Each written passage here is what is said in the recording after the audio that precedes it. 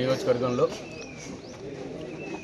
కిసాన్ నగర్ గ్రామంలో 20 లక్షల రూపాయలతోటి నిర్మించినటువంటి గ్రామ పంచాయతీ భవనాన్ని, అట్లనే ముక్కాల్ గ్రామంలో 20 లక్షల రూపాయలతో నిర్మించినటువంటి పల్లె దవాఖానా భవనాన్ని, అట్లనే మెండోరా మండలం సోన్పేట్లో 20 లక్షల రూపాయలతో నిర్మించినటువంటి పల్లె దవాఖానా, నెహ్రూ నగర్లో 20 లక్షల రూపాయలతో నిర్మించినటువంటి గ్రామ పంచాయతీ భవనం, అట్లనే భీమ్గల్ మండలంలో పెద్దమకారు తాండాలో 20 లక్షల రూపాయలతో నిర్మించినటువంటి గ్రామ పంచాయతీ భవనం, అట్లనే పాలెం గ్రామంలో బోర్తాడు మండలం 20 లక్షల రూపాయలతోటి నిర్మించినటువంటి పల్లె దవాఖానా. ఇవాళ 6 భవనాల్ని ప్రారంభోత్సవం చేసుకోవడం జరిగింది. నేను ఆయా గ్రామాల ప్రజలకు నా హృదయపూర్వక శుభాకాంక్షలు తెలియజేస్తూ ఉన్నాను. అట్లనే ఆయా గ్రామాల గ్రామ పంచాయతీ సిబ్బందికి, ఆయా గ్రామాల వైద్యశాఖ సిబ్బందికి కూడా నేను శుభాకాంక్షలు తెలియజేస్తూ ఉన్నాను.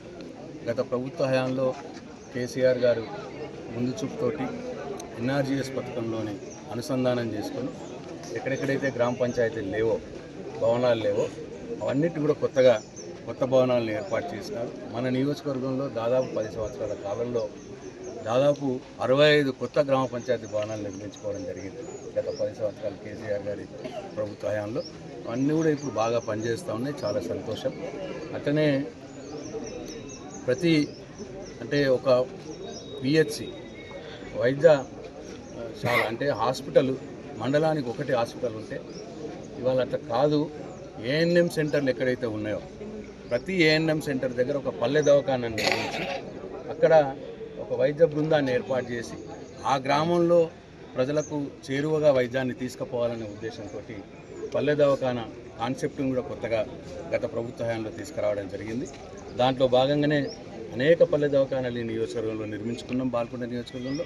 దాంట్లో భాగంగా ఇవాళ ముక్కాల్లో, అట్లాగే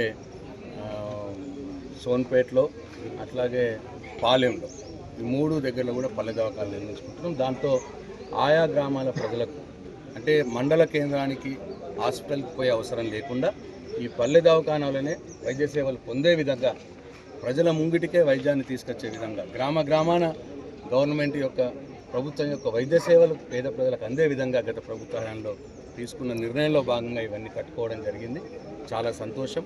నాతో ఇవన్నిటి కూడా ప్రారంభోత్సవం చేయించినందుకు ఆయా గ్రామాల ప్రజలకు కూడా నా హృదయపూర్వక ధన్యవాదాలు, శుభాకాంక్షలు. Thank you.